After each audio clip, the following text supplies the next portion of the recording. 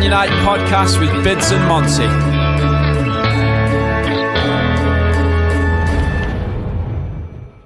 Hey up! I hope everyone listening is doing okay.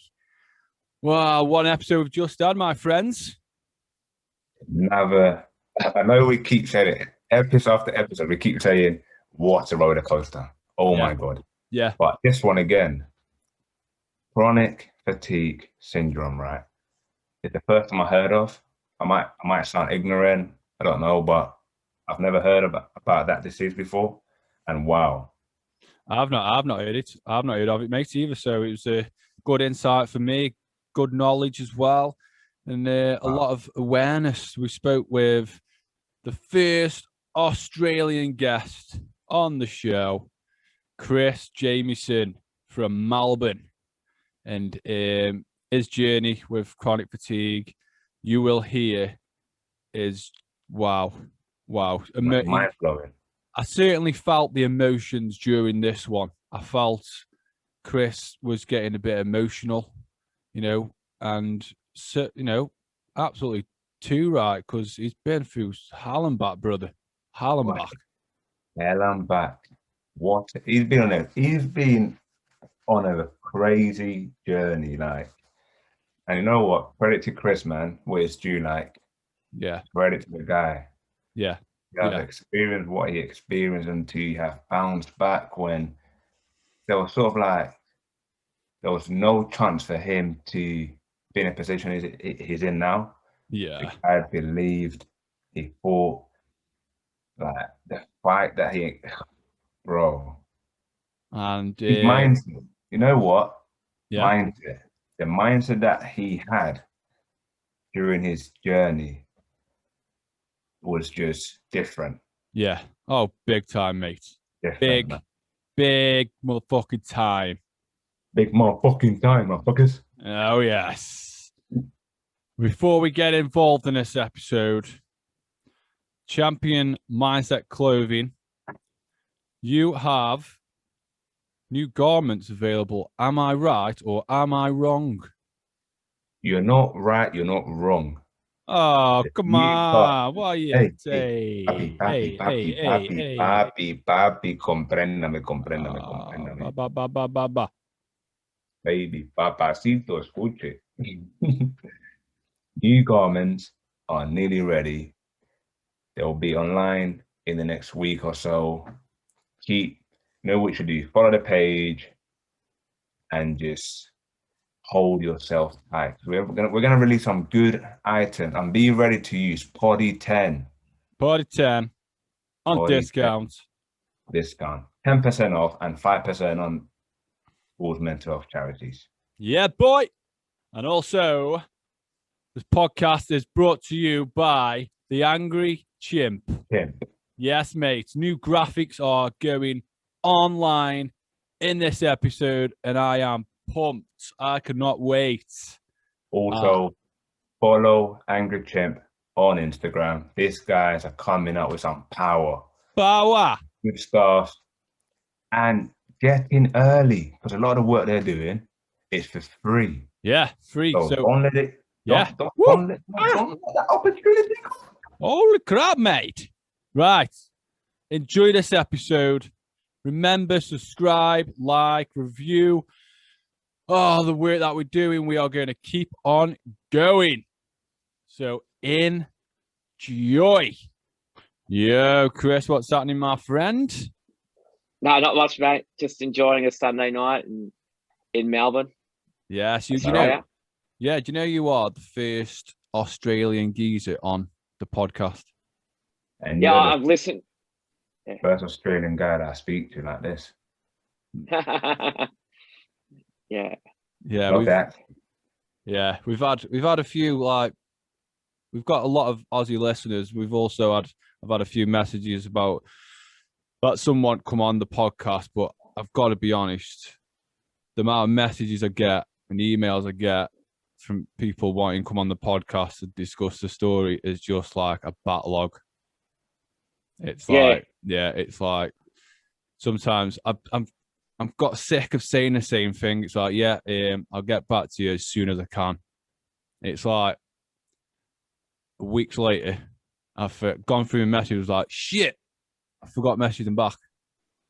It's a big backlog, bro. Big backlog. But we've just been discussing. We've just been discussing Aussie rules, and I'm wondering how many of the listeners actually know what that is, because I know what it is. I should watch it more because I do enjoy it when I watch it. Yeah. I do enjoy it. Probably for the international viewers, I'd say it's a mixture of, say, what you would call football, which we call Aussie rules football, and your football, soccer, rugby, American football, all in one, I suppose. Do you know with the rules? Yeah. Do you know with the rules of like tackling? Because the games I've seen, it pretty much turns into a brawl. What is it? Are you talking about like football or is Aussie rules? What is it? It just explained it, mate. What? It just explained what it was. Oh. See, I'm in Teletubby land, mate. Sorry. Right, so it's like an oval shaped pitch, like a cricket pitch. Yeah. They use it's a football shape, not an American football shape, like a soccer football. Okay. Yeah, a little bit more round, but yeah. Yeah. And then there's 18 players, right, on the pitch. Yeah, there's 18 and some subs. Yeah. And it's basically, I don't know the rules fully, but you can use any part of your body to control it. And so there's like, imagine a goal, a football goal with the nets, but with a rugby, with the rugby stands as well. Oh, okay. Yeah. Like I said, it's a mixture of rugby, Gaelic football. I don't know if you watch much of Gaelic that.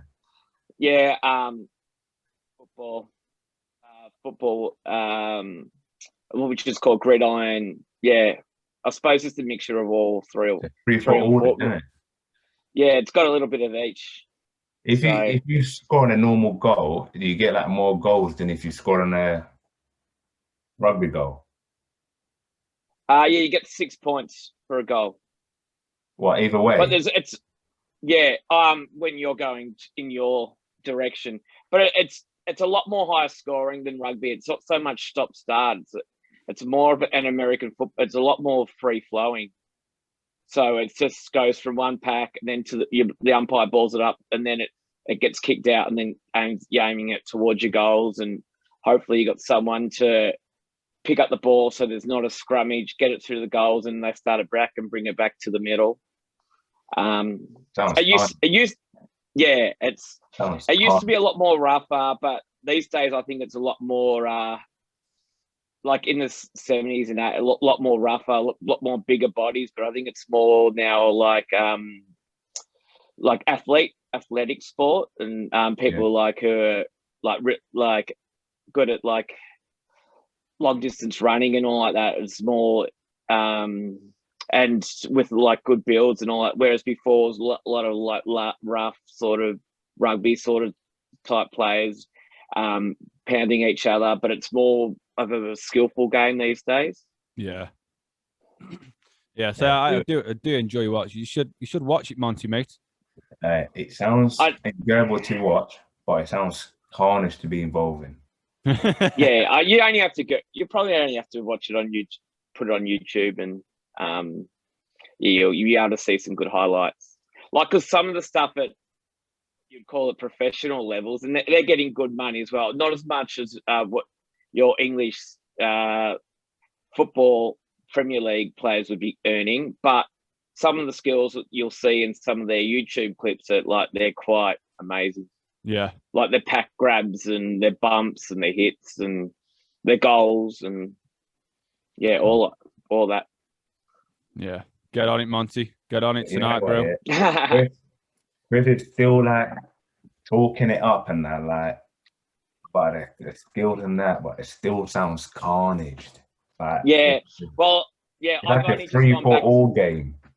You Yeah, can I've only just pick. gone back to play this year after I've been unwell for a few years, and it's a young man sport. Like, I'm 39, and there's no one. Like, most of the guys who are playing my team are 22 to 25, and it's a lot more.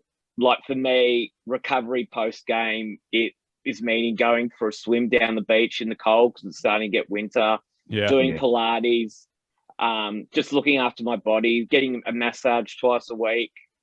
Whereas before, like when you're 21, 22, you can just, Do your it. body's, Yeah. So a lot more. let's talk about when you became ill with the chronic fatigue syndrome. That's one of your main topics that you want to push out there, because I've to be fair, bro, I've never heard of it. Me neither. Oh, really? No, Really? no. Until I started following your stuff, I've Yeah. never heard of it. Yeah. Yeah. Yeah. Well, it's only like, especially over in Europe and the States and stuff like that, it's only getting bigger now because a lot of people aren't recovering post COVID. They're catching COVID and they're not, their symptoms aren't subsiding. Yeah. And then eventually it comes down to they've got chronic fatigue, which is basically what I caught as well. That I caught a virus, wasn't the COVID virus, and my body wasn't able to fight that virus off. But in hindsight, it wasn't that virus which made me sick. That was just the catalyst. It was years of most likely of just being that type A person, running myself into the ground, playing sport, running marathons. I had a party lifestyle that just basically, and I was still doing this from, say, age 17 to 35. And then basically one day I woke up with this virus and my body just wasn't able to recover from that virus because my immune system was flattened before I had that virus and I just wasn't able to recover. So it's basically where the illness is basically, it's not just fatigue, it's also your gut health has been flattened, your nervous system flattened.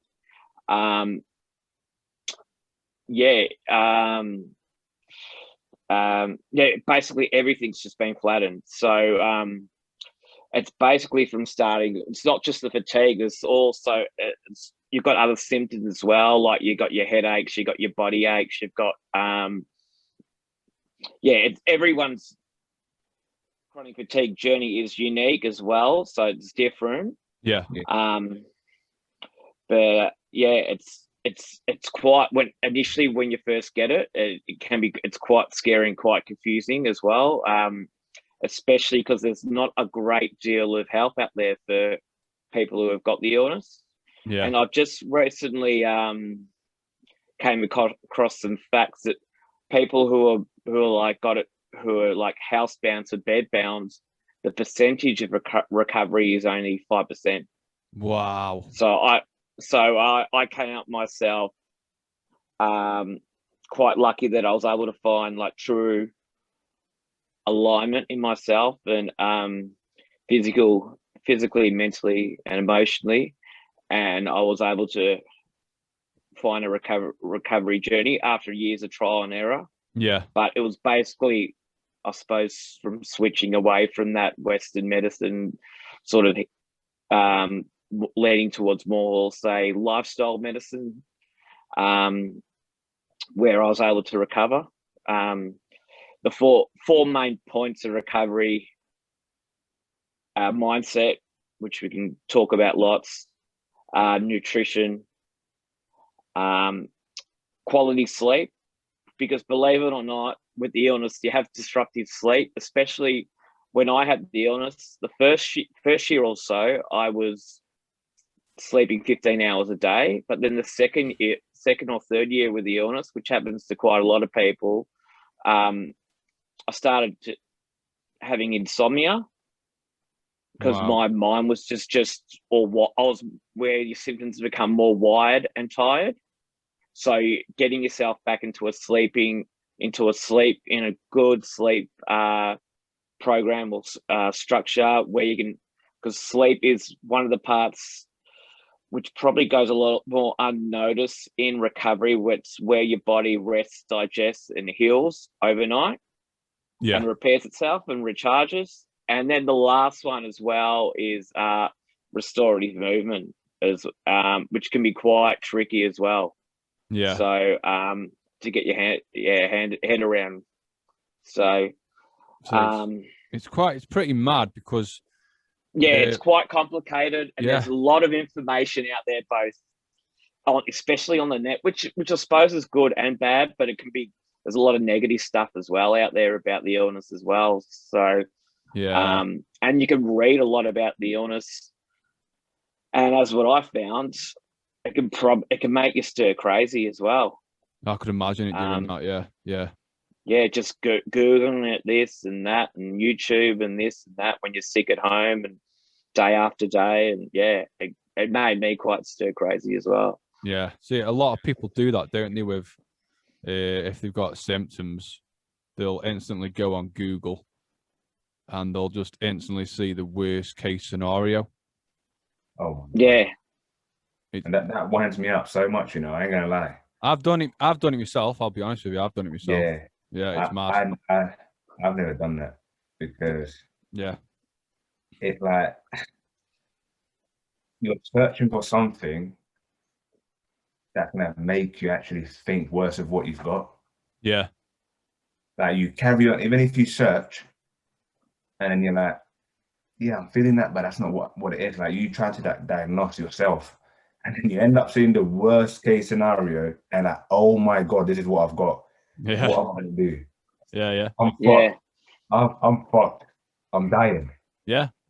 I've been there. Well, part of my recovery, like when I started really getting in out of, say, flight or flight and into healing mode, was just bypassing anything which I read in the press or in the online, anything negative. I just didn't acknowledge it whatsoever.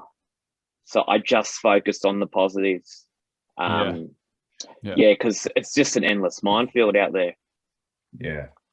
So how this came about would you say it was because of like your lifestyle that you had and some traumas that you might have had in your past? Because we spoke with a guy who's got Parkinson's, and all that came about was because of his past traumas. And so the Parkinson came out because of the PTSD that he suffered in his life. You think that's what's happening with you? I think it was just the lifestyle I was living, and I just had no balance in between. I was just go, and eventually it's just something's gonna have to give or take. And that's what happened with me. And sure enough, like I ran a lot of marathons before I got sick, and I also ran ultra marathons before I got sick. But compared to like recovering or coming down with chronic fatigue, it doesn't even compare. It's not even like a water droplet in the ocean. Like it's you can't even compare it. It's just like I recently, just because it was World Chronic Fatigue Syndrome / ME Day, and recently came across a few people who how to describe their illness, and they basically just said it's just like having a hangover, having jet lag times 20, the man flu times 100, and then just going on and on from there. So it is quite debilitating, especially when most people who have it aren't lazy. Most of them are go-getters. And so basically then, and for me, like I probably didn't realize before I got ill that I might have had any mental health issues, but the flow-on effects, like I was a go-getter. I played for AFL, I played cricket, I ran marathons, I partied, and then all of a sudden I'm stuck at home. So what do you reckon the flow-on effect was? That it was mental. Like after a while, like I couldn't work. I ended up going stir crazy. But looking back, I probably might have had little bit of anxiety pre-chronic fatigue, but because I kept myself so busy, I didn't notice it. I was always on the go. I didn't really sit down and really like these days I journal a lot most days and stuff like that, and I meditate a lot as well, and I get to know my thoughts and all like that, and work out which thoughts are positive, which thoughts are negative. But just doing any stuff like that just wouldn't even have registered pre-chronic fatigue, because I was just go. Yeah. Well, if I wasn't doing one thing, I was doing the next. Yeah. Well, and while we're talking about, while you just mentioned meditation, I've never tried meditation before. Yeah, I have listened to your podcast, and I can't say that I've heard much about meditation on it. No, because I meditate. You meditate. This is what I think meditation is, okay? And it's going to be completely wrong, I know, but this is my knowledge of it. Which is what I thought. Basically, what I thought when someone told me, "Oh, Chris, you need to meditate." Yeah. I'm thinking, But I bet your explanation, that's going to be the same thing I thought. Yeah. Okay. So if someone says go meditate to me, I'd go sit in my room, cross my legs, and just sit there. That wouldn't work for me. You can. Yeah. It wouldn't work for me. It works different ways. You could either do it like that. Yeah. You can do just breathing, focus meditation. Yeah. You could do whatever you want. So like for me, I do, as I finish my whole day, when I get in bed, get my headphones in. Yeah. And sleep guided meditation where it will take me through like a set of like breathing techniques, relax my whole body, tension, and he just takes me, and then he just talks to me. So then I'm just focused sort of like on my breathing while I'm taking all this information in. Yeah. And then I fall asleep without even realizing. So it's like one of them calming apps. Yeah, you can do it different ways. There's so many ways that you can actually meditate. Yeah.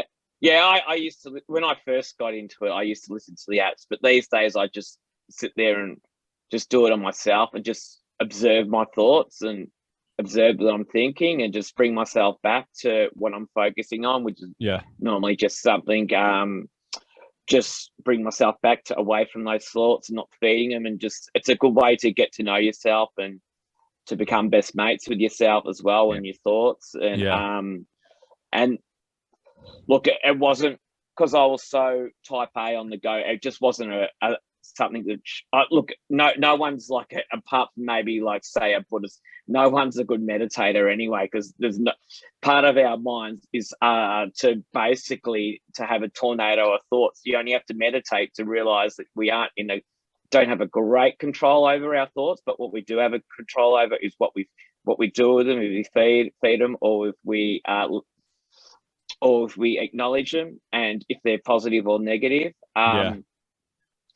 So that's what basically meditation was able to do, but it didn't happen overnight. It was a long process, but I did see baby steps on the way where then I was able to bring the meditation out onto the street.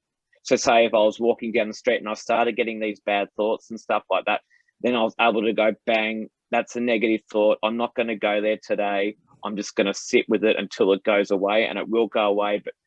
But sometimes you might have something which is really habitual, and it might linger for a few days. But as long as you do your best, there are going to be maybe some times where you do engage in those negative thoughts, but you do your best. You don't encounter them as much as you can, and eventually they will subside. Yeah, so it's all about not fighting them then. It's about. So it was basically that was for me, like for most people I know who have healed from chronic fatigue syndrome, because there's no magic pill, which is in the Western, like in the Western world, we're all used to, like, if you get like tonsillitis, you get a script of antibiotics, you break your arm, you get it in the cask, and you get you get a sling, and eventually in like 2 or 3 weeks it's okay and it's ready to go. But with chronic fatigue syndrome, there's no magic pill, there's no cure for the illness. So basically, the only people from what I have found who have been able to get themselves better is being able to get their bodies out of flight or flight, where basically where you probably got a great deal of anxiety and being able to just manage. I'm not saying control the anxiety, but more being able to manage it and not engage in it as much, and just able to reprogram the mind. And I'm not going to say it's going to take time. I'm not going to say it's going to happen overnight. It's going to take time. Yeah. But surely, but sure, with a lot of perseverance and dedication, it can happen. And a lot of this stuff, I had to really do my own research. There was no like Western GP who told me any of this. Yeah. When I first got sick with the illness, which happens with a lot of people with the illness, in the first year or so, we're normally going on like a rat race of just trying to get blood test after blood test, trying to work out what's wrong with us, with really getting no answers off our GPs. They really don't understand what's going on with the illness anyway. So there's no way. There's no way of proving there are it. Some, they prove it by basically you've got these symptoms for 6 months and you haven't got better. Well, then you've got it. That's their way of saying it. So my symptoms were, I had these headaches which were just absolutely killing me. I had bad gut health. I also had chronic pancreatitis on top of it. Wow. I can probably go a little bit more into that. I had body aches. I had the fatigue. I had the wide and tired. I had the insomnia. It was just a whole classic. It's a lot. But there's so many more. Like every person's journey with the illness is unique, and so what I'm like, we generally will have the chronic fatigue, but my symptoms might different from person B. Like they might have something where they, like, whereas I was wide and tired, some people are still sleeping 18 hours a day still. Wow. What right throughout. Surely that's not good for you though.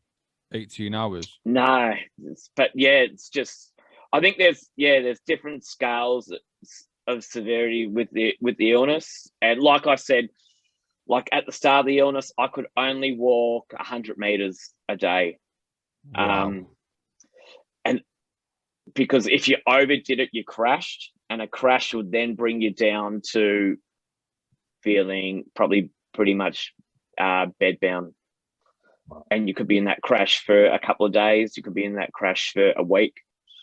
So it was just a massive confusion.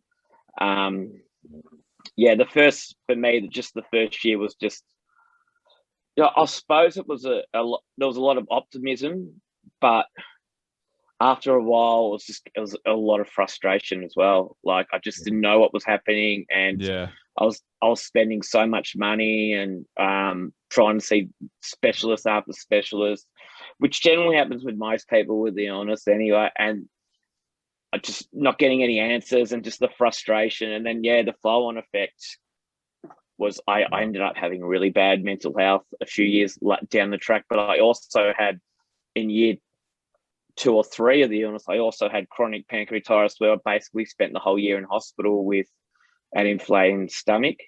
Wow.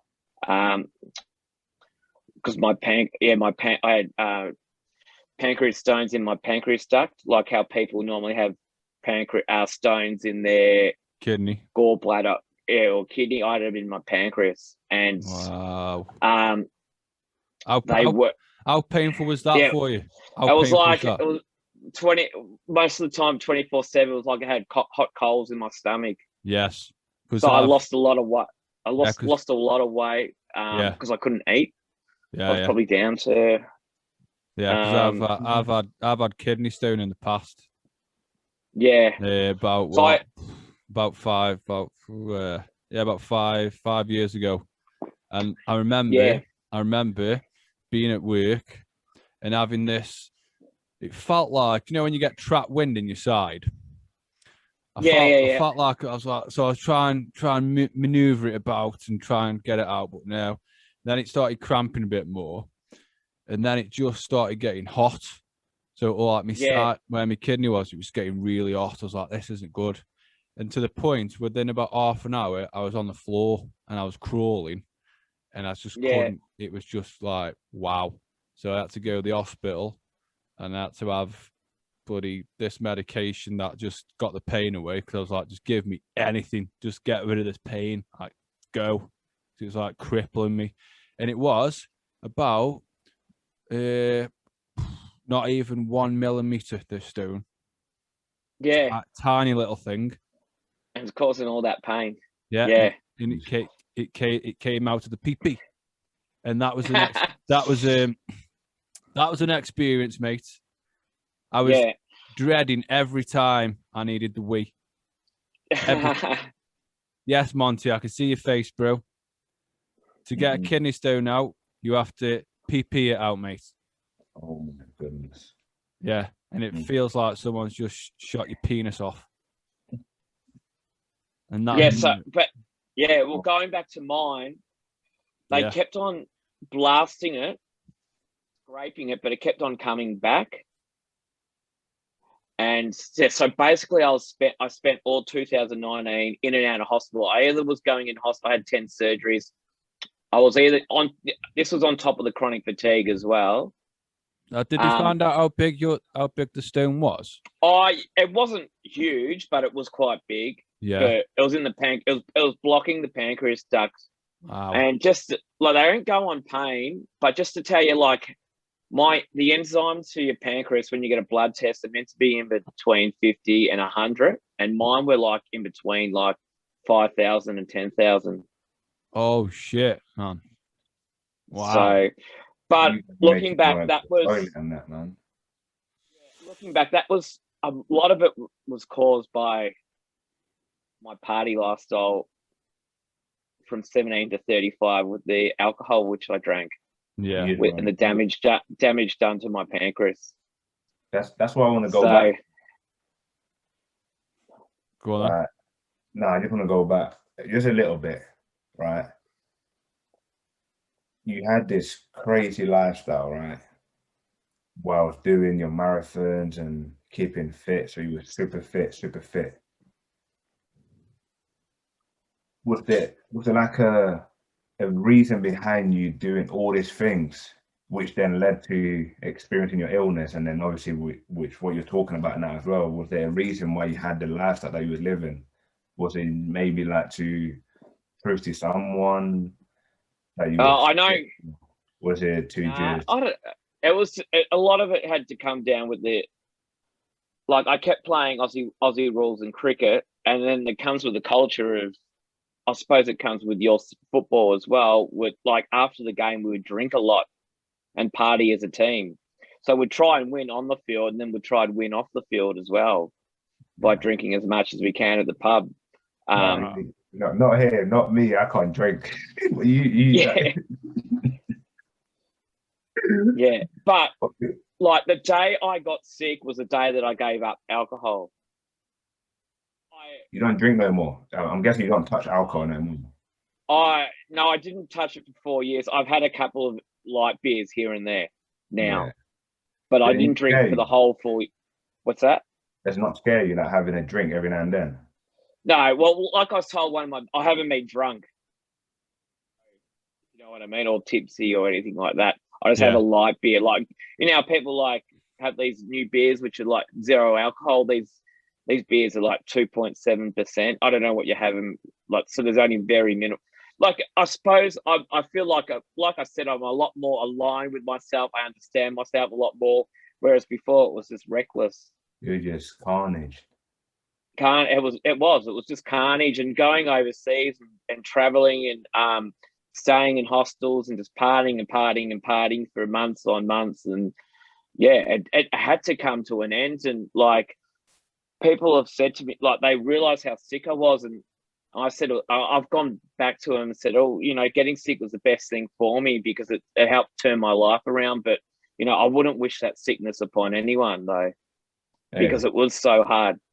What do we say, Bidds? Through pain we grow. Yes, We mate. And Do.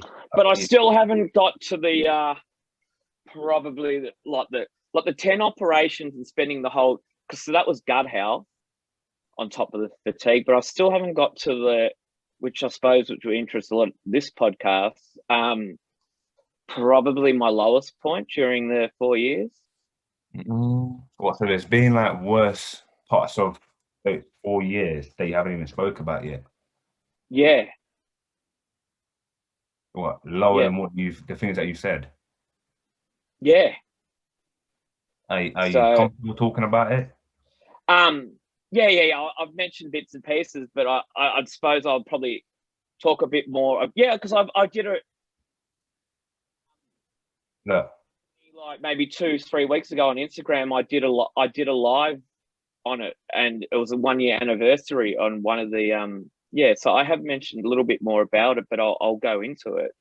Okay. Would you be okay going into it? Obviously, because it's something that like from watching your face and your voice, it sounds something very deep. And obviously, if you feel comfortable, we're here. We'll I'm sure people would love to hear that. I find this is probably a lot. Yeah, definitely like the audience and stuff like that. Like, yes, it's so basically after those 10 operations and having this illness of being housebound for 3 years, my mind just went stir crazy, and then I had to go in and out of the psychiatric ward for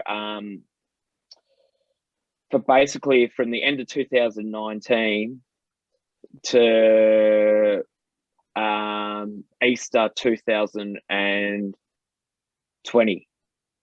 Recent. So I was in. Yeah, I did a live only. It was only a year ago. It was probably only a year and say 3 weeks ago, 3-4 weeks ago, where I was actually out of that last. So I did 3 to 4 week blocks in that psych ward. Basically, they were putting me on. I got diagnosed with. I probably won't. Yeah, I got. A lot of it probably had to do with all the trauma that I was going through, and the like the last operation which I had on my pancreas, where they had to go in and cut the stone, was the 6-hour procedure as well. So they had to go in and cut half like a little part of the pancreas out where the root of the stone was, and basically my mind was just spiraling out of control. And I went and saw a psychiatrist because I just knew that, something had to happen. Like, it was starting to get scary. But it started to get even more scary because the first 2 times I went there, I got on the wrong. Looking back, I got on the wrong medication.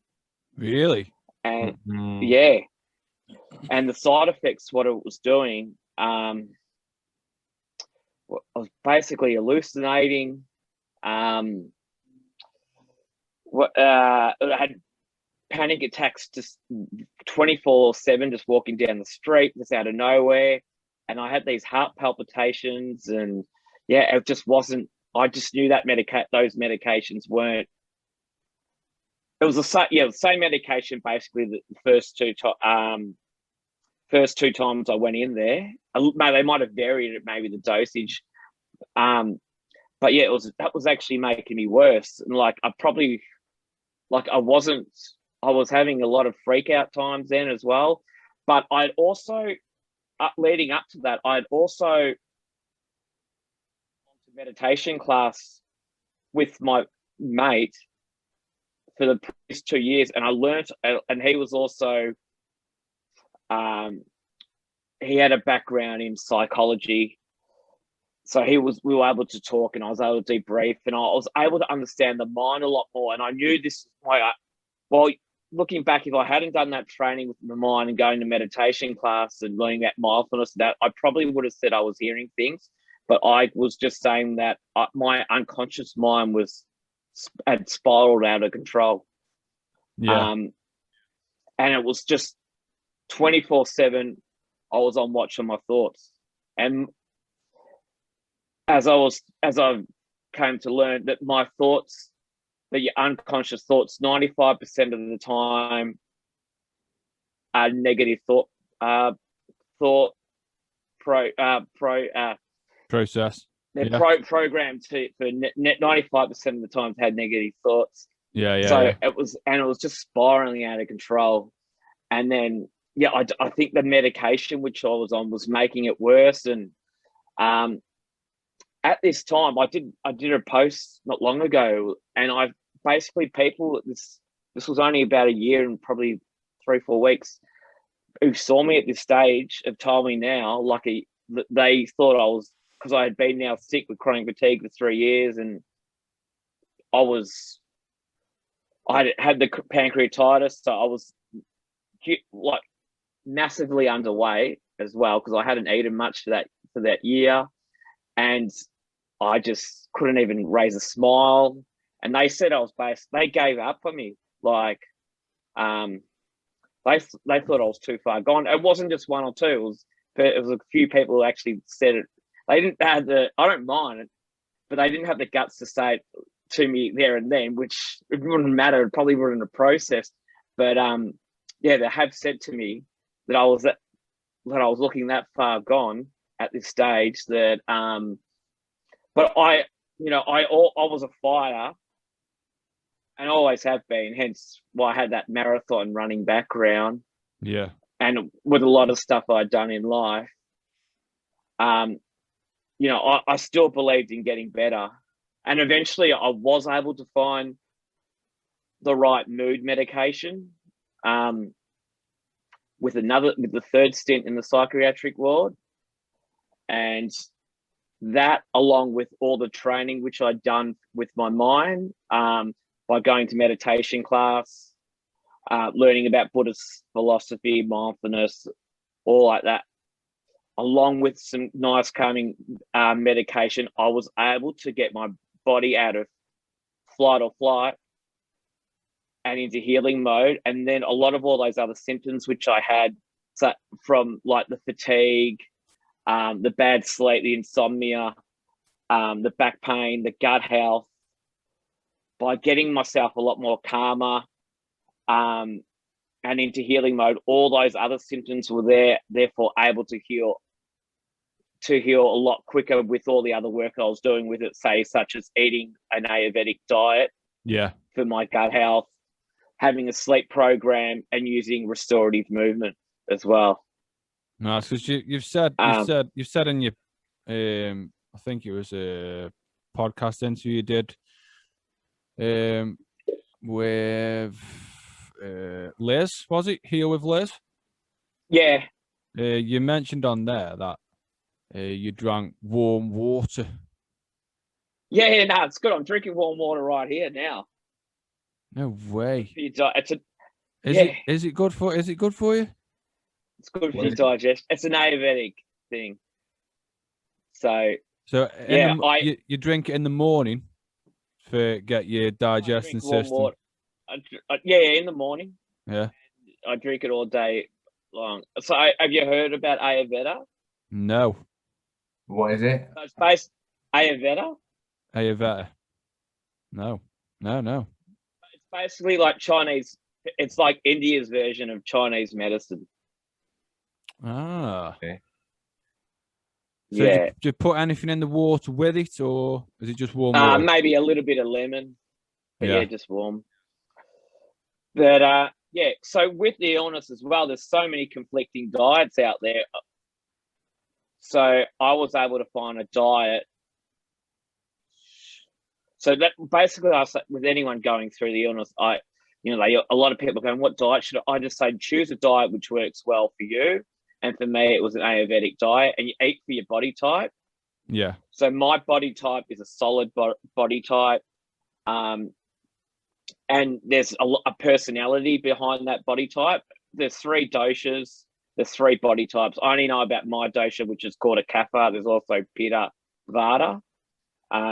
So I'm a kapha, which is a solid. The other 2 bodies, I think there's like a tall and skinny, and I'm not sure what the other one. Yeah. So you eat your body type, and there's some like a kapha person's generally like a warming, very sociable, warming person, but has a tendency to have it be a little bit of a firecracker if something doesn't go their way. Yeah. But yeah, basically my body type, my diet, because I had such bad gut health, my body type, I was eating basically from, say, 9 to 5. So then I'd give my body a 16-hour rest from eating foods, but I just eat a diet of like lentils and cooked veg and fruits. And maybe like you can have the 80-20 rule, but when I was sick, I did everything. Like I didn't drink alcohol for that 4 years. I didn't eat chocolate or any pizza or any of that. I couldn't digest it anyway, but I had to eat a diet which was very easy on my gut to digest because, like I said, your gut health's been flattened, your nervous system's been flattened, your whole body's been flattened. So basically, I just had to have a really easy diet. Yeah. On my gut health. So I wasn't eating like pastas or anything like that, or breads, or which was going to sit in my gut for days or whatever. It's just nice, easy foods. Yeah. So there's been a few times where I've stopped eating carbs, and for the first few days of the week, I've felt absolutely fucked. But then give it like another week or so, and you do feel a lot lighter in yourself. Yeah. Definitely. Yeah. Well, that was it. I was recommended other diets from doctors and stuff like that, but like they were heavy on my guts. Yeah. But this was just what I needed. I just said it an easy, because I was having so much gut pain. Oh yeah. I just needed a nice, easy diet, which was just easy to digest. It was pretty, it was a little bit plain and boring at time, I suppose, but it was what it worked. Yeah, that's it. And eventually, like I said, once I was, that by choosing the right diet and along with getting myself into healing mode, that was just able to help my gut health. Like that was able to work in tandem, because there has been like science proven about the gut and the mind connection. So yeah, definitely. I noticed a bigger improvement when I was able to calm myself down, and then I was able to, while I was eating that Ayurvedic diet. But even when I was still in flight or flight, eating that diet is still good anyway, because if you're in fight or flight, you're eating pizza, you're not going to be doing. It's like a double whammy. Yeah. At least then I was still able to aid my gut health as much as possible when I was in in healing in my recovery journey. Yeah, and you mentioned to me a few times that it's your best friend's anniversary because you wanted a specific date to come on. That's in 2 days. Is it the 25th you said 25th. to me? Yeah, 25th. Yeah. Did you want to talk about that, or is that something that you kind of? Oh yeah, it was basically like when he had his illness with mental health. Like this was probably 5-6 years ago. There was still that stigma around it. Yeah, definitely. And it made me realize that with my own battles, how hard he was doing it, and he was doing it alone. And half I suppose I didn't want to go down that path, and I wanted to be a lot more open and share my experience and sort of do it in his memory as well. Yeah. But the thing about it was, though, he was, I listened to a lot of your podcast. He was like your rugby type player. There was no one at the pub who could out drink him. A sporting star, like he was just your bloke, and always happy go lucky, mates with everyone. But he was like we only really to know in the last few weeks that he was also having battles behind this persona which he was showing. Yeah. So it was tough, like to take, and hence that I'm not going to say it was, but it probably attributed with all that lifestyle, that dealing with grief. A lot of people, because a lot of people with the chronic fatigue, there was somewhere in their life which has where they've had to deal with like a massive stressful part, or which I built like a couple of months going into where they had their crash, which they've dealt with. And that was it was pretty tough time for me and my mates when we first had to deal with it. And I think we chat and all like that, we catch up and all like that now, but it's definitely after that we've definitely got the like, I suppose as friends we're definitely a lot more open with each other now. Yeah. I think that's what it does, though, because I've seen it happen a hell of a lot ever since doing all the stuff with mental health. It's sad it's sad to see, because I've had friends that have died by suicide, and it creates like a domino effect of emotions. And you think to yourself, what could I have done differently? Could I have spotted something differently? Then it starts affecting you then.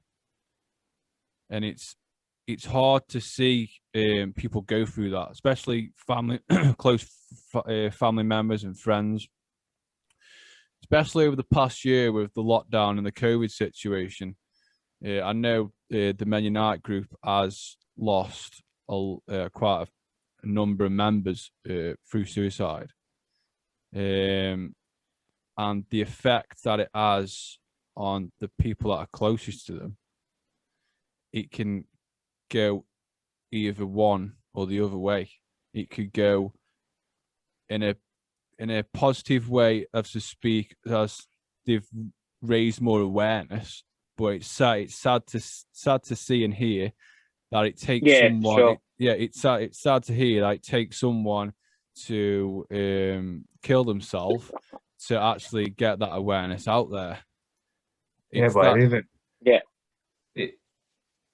so true, Bidds, and that, but it's even more frustrating that it takes for someone to do that, to then for their clothes or relatives or friends to then try and raise awareness. But then while they're raising awareness, the actual big organizations or so-called charities who have got so much power to make a change and help, they are doing it. Like, they're doing more now, but I still feel like they need to provide a help for the individuals, that it doesn't have to get to a stage where they actually end up dying by suicide. If it makes sense, it's so frustrating that it takes from someone to lose their life, then someone to then do like a little sort of like a bit of awareness and a bit of help. It all comes down to money at the end of the day. Yeah, it's just, if the government, I know over here the government are slashing funds for mental health services. So then the mental health services then get the effect and get all the bad press. You're not doing this right, you're not doing that right. But it's not them, it's the motherfucking government, mate. Yeah, Not- it's those up top that just aren't pumping the money in it, and it's that early prevention that we need. And the early Yeah, for sure. the early prevention is there. I don't know what it's like over in Australia, but over here, the early prevention is there, but Yeah. it's not good enough. You know, you can go to the local hospital here, which is a mental health hospital, and you know, you could go there, you could say, I won't kill myself, basically. And you get a doctor or a nurse, sit down with them, have a few questions. If they think you're fit and well, they'll just release you. That's it. You could be in that Yeah, hospital. well, that's what I spoke to my mate's mum, and that's what basically happened with him in the few days like leading up. Yeah. That's why, I was going through my mental health, and I was speaking to the psychiatrist. I was going to be upfront and honest and let her know everything which was happening. So therefore, she wouldn't just say, "I'll come back in a month's time." She basically said, "Come into hospital that night." Yeah. And I said, "Well, can I just go home and get my clothes, and I'll come in tomorrow?" But yeah, it's sad to hear, man. It's just so Yeah, sad to hear. It's yeah. So I think, and I've heard it a lot on your podcast as well, that you've got to be upfront and honest, and not sort of brush when you're speaking to these professionals. What you're going through, and not sort of just say, "Oh no, I'm doing okay, but this is happening, rah rah rah," and they'll just say, "Oh, we'll come back." Yeah, You say you're doing okay, man. They'll just brush you off the. Yeah. Oh, okay, you're doing. It's like a lot of these professionals just there. Like we've said a lot of the time, they're just there to tick boxes. Yeah. Yeah. Oh, he came in. He's okay. Come back in 3 months. This individual might even make it past that week. Yeah. Yeah, exactly. Yeah. I think everyone finds their own path, don't they? I mean, I know for myself, and I know quite a few of other people have got the same opinion, that doctors do absolutely fuck all for you. They might help you with other illnesses and diseases, but your mental health, they just don't know much about it. Let's face it. I've been to the doctors. I'm going to say I went to the doctors now about 8 years ago, and it was basically what you said, Monty. Scoring out of 10, how you feeling, blah blah blah. Bullshit, man. Yeah, it's bullshit, mate. So I've not even touched doctors since, not done medication, just went into therapy, and even that took a long time for me to do, because at the end of the day, the stigma was there. Why are you going therapy? Well, I think I need to talk about how I'm feeling. Well, that's a bit gay of you, isn't it? Yeah. That's the comments that were made. And for people that are struggling, to get them comments like that, it stops them from doing anything. It'll make them think, well, yeah, I might sound a bit gay for doing that. And that's what it made me feel. Soon as I said, I think I'm going therapy to one of my mates, a good mate. I'm not talking just a mate that I see occasionally. This is a good mate. I'm going to see a therapy to see about how I feel, and his response was, "Well, that's a bit gay, isn't it?" I didn't go to therapy for a year after that. So I think. Are you still friends with this individual? No. There you go. No, mate. It's one of them things. It's about building your own comfort, and this is like a subject I want to speak about, because you lose contact with friends and family. It happens. I was speaking to a guy about it the other day, who is struggling because the friends that I used to see, he doesn't see anymore, and he's basically lost connection with them. I know I've got friends and I've got family that I don't connect with like I used to. And for me, it all comes down to your own comfort. I have built a nice compact comfort in my life now. Like I've got kids. I'm married. I've got a job.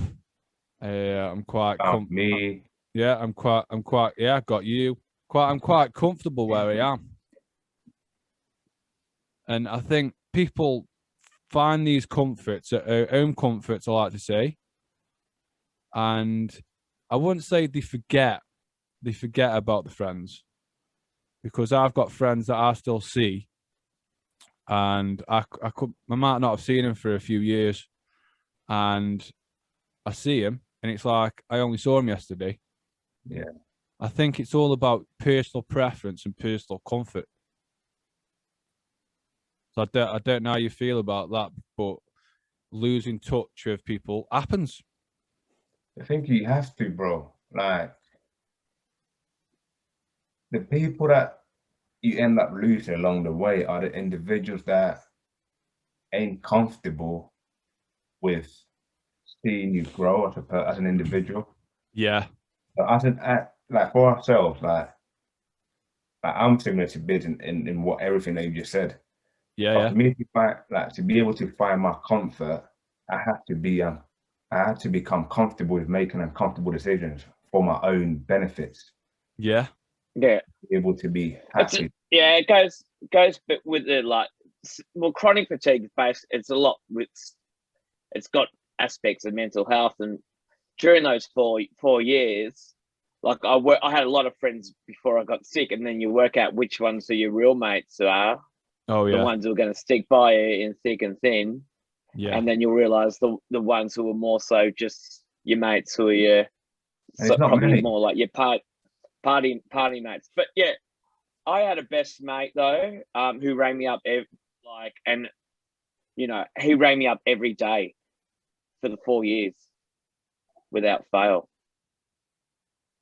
See that Um, they're the kind of mates that you keep hold of. yeah, but like I'll see him and I'll give him a big hug and stuff like that, and I'll go, look, mate, you saved me, and he's like, mate, all I did was ring you up. You help yourself. Like you're the one who got yourself better. I didn't do anything. I might have given you some prompts here, some advice there, but at the end of the day, you had the choice to implement these what I suggested, or just basically just sit in continue on the bad state which I had unfortunately found myself in. Yeah, it's I think that's a true friend. Like, Yeah, because he's not taking the credit. He wants you to realize and be aware that he didn't save you. He was just being a friend. You saved yeah, yourself. And a lot of us who have experienced any type of issues in our life, just because someone called us, automatically we feel like we owe that person something. Yeah, it's nice to have that sort of like call, that text, that yeah, someone you can speak to. But eventually, no fuck is saving you. yeah, Save ourselves by being aware of the position and the situation that we're in, to then be able to feel comfortable to speak out our problems without being worried about what individuals are going to say. yeah, And each and one of us here have done that. We became comfortable with making uncomfortable decisions to be in a better position, and we saved ourselves. Yeah, we've had decent people around us, maybe our partners, our kids, and one or two friends that we had, or even new people that we met along the journey that became very close or understood our situations, that helped even become more comfortable with talking about it. But no fuck is gonna save us. If we don't save ourselves, we're fucked. End of. yeah, for sure. yeah, Yeah, But but it just getting back onto like the stigma. I feel like the stigma definitely, like I saw it in a local footy club. They might have had like AFL mental health round or something like that, say round 7 mental health round, and they're on their Facebook page they said mental health round, the game's changed.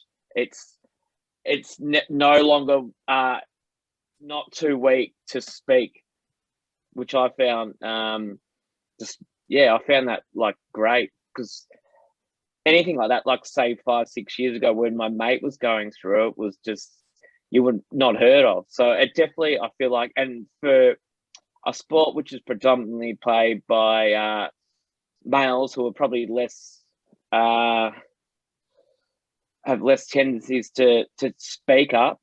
Yeah, I think it's great that it's definitely getting out there, like especially from a football club as well. Yeah. So the stigma is slowly getting broken. I've definitely seen there's some cracks starting to emerge in the stigma, and I love to see that shit, man. Love to see that shit.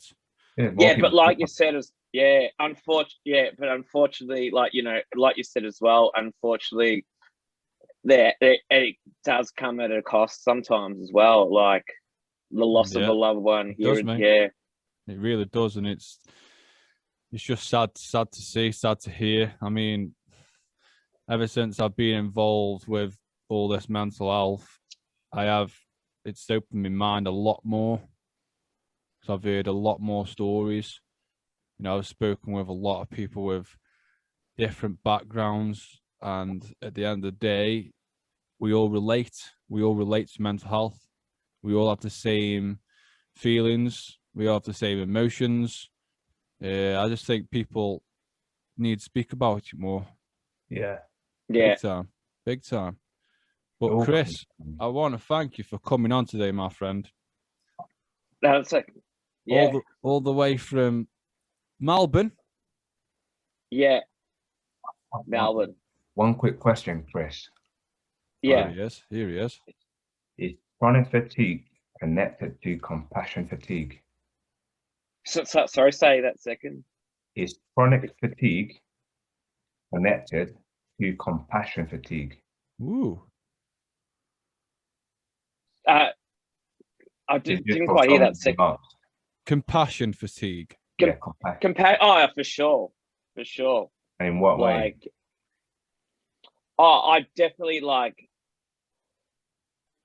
with like anyone who's going through some sort of like pain in their life, or basically it's just like, you know, now I ring up all my friends and, you know, I check on them, and I've definitely like, I try not to have any enemies in life now. Try to be mates with everyone, like even with work colleagues, and it's definitely changed my whole perspective around things as well. Like, and just basically like, you know, if shit hits the fan, which it's going to do in life, just to basically try and see a positive out of it, and just try not to draw on the negative aspect of it. And if it does hit the fan, which it will, try and just see it as a learning curve as well. Yeah, life is one big learning curve. We've said that quite a few times. But honestly, bro, I feel uplifted after speaking to you. Your story is amazing. Your honesty has been absolutely ace. Love it. And yeah, again, thank you for the time. Different time zone again. What time is it in Australia now? No, it's nearly 8:15. There we go. 8:15. There you go. So what's it? 11:15 where you are. Yeah, we're just starting the day. But great start to the day. Great start to the day. Thank you so much, man. Thank you. Yes. You, man. So we're going end, of course, with a motivational video. Embrace. Put your seatbelt on. Yeah, put your seatbelt on. But again, big love to you, Chris, man. It's been amazing. Yeah, thanks. Thanks for having me on. Yeah, I love your podcast and all like that. So yeah. Thank you for your love. And now this inspirational video is again from good old Ben Lionel. Starting. Making the right decisions is a one-on-one battle. Whatever the majority of the crowd's doing, find your way doing the opposite. And see 9 times out of 10 how right you turn out to be. That's what you got to put in your head. Every decision you make. People don't realize what you got to give up to become great. What sacrifices you got to make to become great. What promises you got to make to yourself to become great. Greatness ain't a thought process. Greatness is a lifestyle. It's what you live by. It's what you get every day breathing. Success doesn't know these things about cold or early or tired. It just knows if you showed up or not. Isn't it about time you become that person you knew you always could be? How do you do that? You break the fucking mold, guys. You get the fuck out of bed when it's cold, when it's early. You do something away from the normality of what you've been doing. Why not try it, man? You can't talk it all the time, you gotta walk it.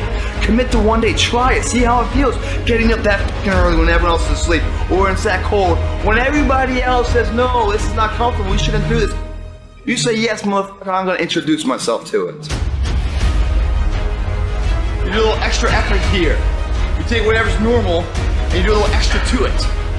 That's what makes it extraordinary. What's that extra? The extra rep. Getting up an extra half hour earlier.